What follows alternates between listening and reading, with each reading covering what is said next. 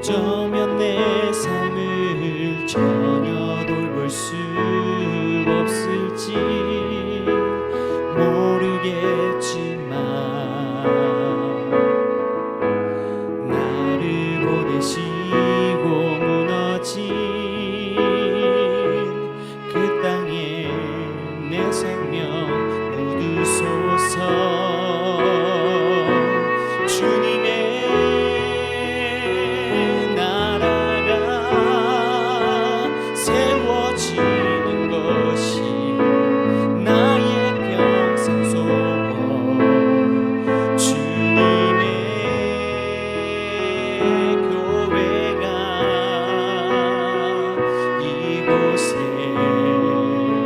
세워짐이 마지막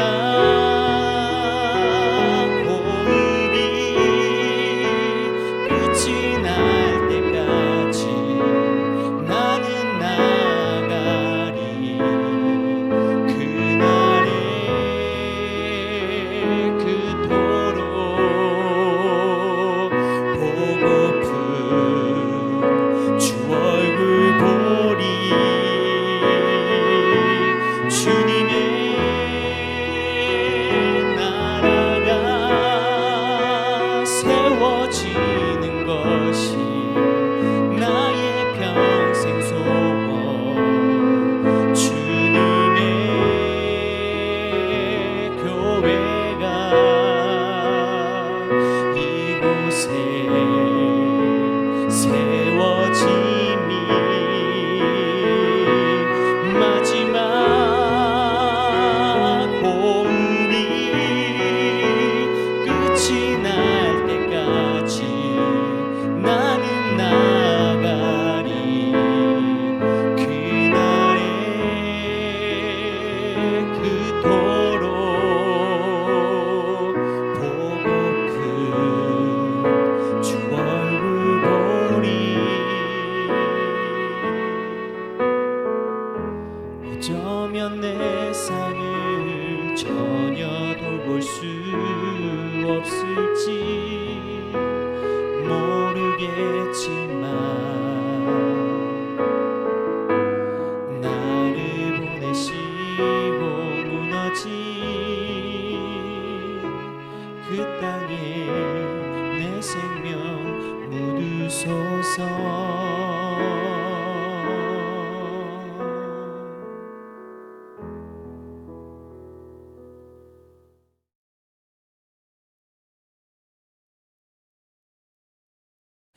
할렐루야. 2021년도 11월 2주차 행복한 토요일 아침입니다.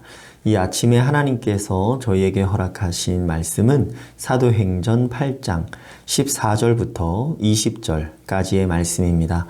저희 다 함께 읽겠습니다. 예루살렘에 있는 사도들이 사마리아도 하나님의 말씀을 받았다 함을 듣고 베드로와 요한을 보내매 그들이 내려가서 그들을 위하여 성령 받기를 기도하니 이는 아직 한 사람에게도 성령 내리신 일이 없고 오직 주 예수의 이름으로 세례만 받을 뿐이더라. 이에 두 사도가 그들에게 안수하매 성령을 받는지라. 시몬이 사도들의 안수로 성령 받는 것을 보고 돈을 들여 이르되 이 권능을 내게도 주어 누구든지 내가 안수하는 사람은 성령을 받게 하여 주소서 하니 베드로가 이르되 네가 하나님의 선물을 돈 주고 살 줄로 생각하였으니 네 은과 네가 함께 망할지어다. 아멘. 할렐루야. 시작하시고 완성하시는 하나님 아버지의 영원한 말씀 가운데 오늘 저희가 순종해야 할 뜻이 있음을 믿습니다. 예수님의 부활과 승천을 목격한 사도들은 날마다 성전에 있든지 집에 있든지 예수는 그리스도라고 가르치기와 전도하기를 그치지 아니했습니다. 하나님의 말씀이 점점 왕성하여 예루살렘에 있는 제자의 수가 더 심히 많아지고 허다한 제사장의 무리도 예수님의 도에 복종했습니다. 하나님께서는 스데반이라는 집사를 통하여서 아브라함부터 예수님까지 이어져 온 하나님 나라의 구속사적 성취를 증언하게 하셨습니다. 말씀이 흥왕할수록 그리스도인들에 대한 사회적인 핍박은 더욱더 거세어졌습니다. 핍박을 피하여 흩어진 사람들을 통해 그리스도의 복음은 땅끝까지 퍼졌습니다. 사도 빌립은 유대인들이 혐오하는 그 사마리아 성에도 내려가서 그리스도를 전파했습니다. 사마리아 사람들은 한 마음으로 사도 빌립을 따랐습니다. 그 성에 시몬이라고 하는 마술사가 있었습니다. 그는 스스로를 자칭 큰 자라고 하는 그러한 사람이었습니다. 그러나 빌립을 만나고 하나님 나라와 및 예수 그리스도의 이름에 관하여 믿게 되고 세례를 받고 전심으로 빌립을 따라다녔습니다. 예루살렘에 있는 사도들이 사마리아도 하나님의 말씀을 받았다 함을 듣고 베드로와 요한을 보내었습니다. 베드로와 요한은 사마리아 사람들을 위하여서 성령 받기를 기도했습니다. 본문 14절에서 16절의 말씀을 보니 예루살렘에 있는 사도들이 사마리아도 하나님의 말씀을 받았다 함을 듣고 베드로와 요한을 보내매 그들이 내려가서 그들을 위하여 성령 받기를 기도하니 이는 아직 한 사람에게도 성령 내리신 일이 없고 오직 주 예수의 이름으로 세례만 받을 뿐이더라 라고 하였습니다. 여기에서 사도 빌립을 통해 이미 하나님 나라와 예수 그리스도의 이름을 영접하여 믿고 세례를 받았음에도 성령 받기를 기도했다라는 것이 의아해 보일 수 있습니다. 이 말씀을 자칫 잘못 오해하여 읽으면 세례는 받았지만 성령을 받지는 못한 것처럼 받아들일 수 있습니다. 이러한 구절을 근거 삼아 마치 성령을 나중에 한 번 더 받아야 하는 것처럼 주장하면 아주 큰 잘못입니다. 누가복음과 사도행전은 예수님의 말씀이 이방 여러 나라들로 전파되는 것을 기록하는 데 1차적인 목적을 두었습니다. 사도행전은 1장 8절에 기록된 대로 예루살렘, 온 유대, 사마리아, 그리고 땅끝까지 예수님께서 말씀하신 대로, 약속하신 대로 복음이 전파됐다는 것을 증거하고 있습니다.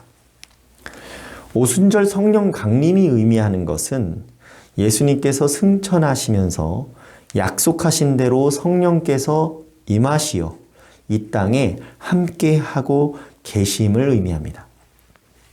이를 성령 세례라고 말하기도 합니다.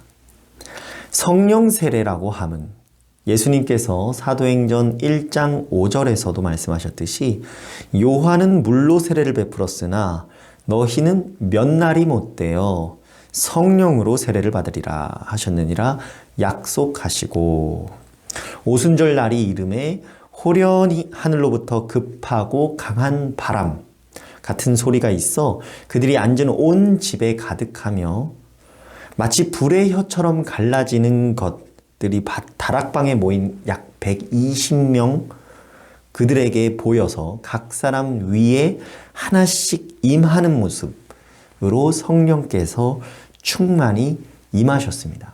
이를 오순절 성령 강림 사건이라고 말합니다. 이렇게 주님의 몸된 교회가 시작된 것입니다. 이를 성령 강림의 시대가 시작되는 단회적인 구속사적 성취라고 말해야만 성경적으로 정확합니다. 구속사적인 성취는 예수님께서 구원의 뜻으로 미리 예언하신 그 약속의 말씀이 그대로 성취되었다라는 뜻입니다. 그러므로 오순절 성령 강림의 때와 그때와 같이 마치 강한 바람이 부는 소리가 들리고 불의 혀처럼 갈라지는 현상, 각 사람 위에 그것이 임하는 모습, 그러한 시각적 현상이 시대마다 반복적으로 또 일어나야 한다라고 주장하는 것은 잘못입니다. 사마리아 사람들을 위해 성령 받기를 기도한 것은 예수님께서 약속하신 말씀의 단회적인 구속사적 성취를 위하여 사마리아에서도 성령이 임하도록 기도하였다라는 뜻입니다. 예루살렘과 온 유대, 사마리아와 땅끝, 이때 하나님께서는 이미 성령을 받은 사도들의 그 안수를 통해 성령을 받게 하셨습니다. 이것을 교회의 사도성을 받았다고 말합니다.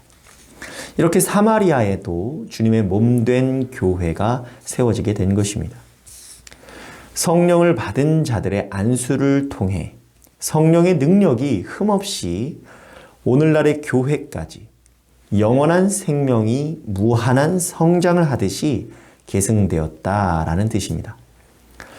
계속 통독하며 알게 되시겠지만 이방 땅끝에서는 사도행전 10장 고넬료의 집에서, 사도행전 14장 에베소 교회에서 구속사적 성령 강림이 있습니다. 정리하자면 예수님이 말씀하신 약속대로 1장 8절의 그 약속대로 예루살렘과 온 유대, 사마리아와 땅끝에서 단회적인 구속사적 성령 강림 사건이 단계적으로 순서대로 이루어졌다라는 것입니다. 문제는 이때 시몬이라는 사마리아 사람이 사도들이 안수하여서 성령 받는 것을 보고 그 권능, 그 성령의 권능을 돈으로 사고자 했습니다. 본문 18절과 19절 보니까 시몬이 사도들의 안수로 성령 받는 것을 보고 돈을 들여 이르되 이 권능을 내게도 주어 누구든지 내가 안수하는 사람은 성령을 받게 하여 주소서 하니 라고 하였습니다. 하나님께서는 사도 베드로를 통하여서 이렇게 말씀하셨습니다. 본문 20절 말씀에 베드로가 이르되 네가 하나님의 선물을 돈 주고 살 줄로 생각하였으니 네 은과 네가 함께 망할지어다. 네 은과 네가 함께 망할지어다. 돈이라는 것이 나쁜 것일까요? 돈으로 많은 것을 할 수는 있지만 모든 것을 할 수는 있지 않습니다. 돈이 나쁜 것은 아니지만 과장되어서는 안 되고 돈은 그저 사람을 살리는 일에 보탬이 되는 도구여야 합니다. 오늘 주신 하나님의 말씀을 마음에 새긴 성도는 어떻게 살아갑니까? 성령의 권능으로 세워진 교회를 하나님께 받은 은사로 섬기며 살아갑니다. 우리 함께 읽겠습니다. 성령의 권능으로 세워진 교회를 하나님께 받은 은사로 섬기며 살아갑니다. 오늘날 시몬과 같이 자칭 큰 자라고 하면서 마술을 부리는 자라고 한다면 어떤 그룹이 있겠습니까? 현대인들은 다양한 메시지를 미디어를 통하여서 듣고 있습니다. 정치적이거나 관계적인 메시지를 넘어서 영적인 메시지조차 영화나 드라마와 같은 미디어 콘텐츠를 통하여 접하고 있습니다. 헐리우드나 디즈니, 넷플릭스 등 대형 콘텐츠를 제작하는 회사들이 그 메시지의 양과 질을 결정하는 것입니다. 그들의 본질적인 목적은 돈을 벌기 위함입니까? 아니면 사람을 살려내기 위함입니까?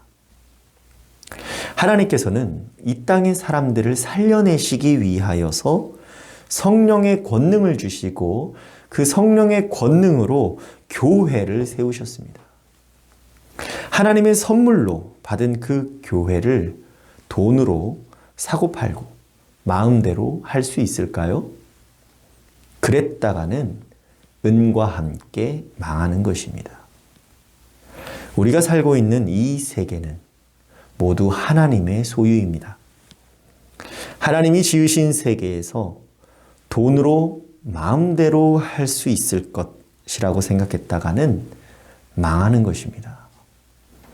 헌금은 본래 하나님의 것이니까 드리는 것입니다. 우리가 성령 충만한 교회를 세우고자 한다면 오직 하나님께 받은 은사로만 가능합니다. 예수님께서는 성령을 통하여 지금도 성실하게 땅끝마다 교회를 세우고 계신 줄로 믿습니다. 어떻게 하면 성령의 권능으로 세워진 교회를 내가 하나님께 받은 은사로 잘 섬길 수 있을까? 깊이 묵상하고 고민하는 그러한 귀한 하루가 다 되시기를 소망합니다. 제가 기도하겠습니다. 성령의 권능으로 교회를 세우시는 하나님 아버지 감사드립니다. 주신 말씀 통하여 예수님이 약속하신 말씀대로 예루살렘과 온 유대, 사마리아와 땅끝까지 성령의 권능으로 교회가 세워지고 지금까지 동일한 성령을 통해 교회를 세우고 계시는 하나님의 역사를 묵상하였습니다. 우리가 하나님의 소유된 이 세계를 살면서 사마리아 사람 시몬이 저질렀던 잘못처럼 하나님의 선물을 돈으로 마음대로 하고자 하지는 않았는지, 성령께서 하시는 사역에 대한 경외감을 상실하지는 않았는지 돌이켜봅니다. 오직 성령의 권능으로 세워진 교회는 하나님께서 주신 은사로만 섬길 수 있음을 깨닫고 늘 겸손함으로 맡은 사명 감당하게 하옵소서. 오늘도 쉼없이 모든 교회 가운데 성령으로 역사하시는 예수 그리스도의 이름 받들어 기도드리옵나이다. 아멘. 오늘 함께 올려드릴 도고기도 제목은 교회 각 위원회를 위하여서 기도하겠습니다. 첫째로 위원회 회원들을 위하여서 모든 위원회들이 성령께서 주시는 능력과 기쁨으로 최선을 다하여 교회를 건강하게 세워나가는 기관들이 되도록, 둘째로 이 위원장과 임원들을 위하여 늘 기도로 하나님의 깊으신 뜻을 발견하고 하나님의 종으로서 겸손히 섬기는 위원장들과 임원들이 되도록 함께 기도해 주시기를 바랍니다. 이어서 기도하실 때 담임 목사님 영육간의 강건함과 질병이 찾아와 치료에 전념하는 교회 식구들과 어려운 형편에 있는 우리 이웃들을 위하여서 코로나 사태가 하루빨리 종식되어 정상적인 모임과 사역이 이루어지도록 받은 말씀을 붙잡고 각자의 기도 제목과 함께 기도하겠습니다.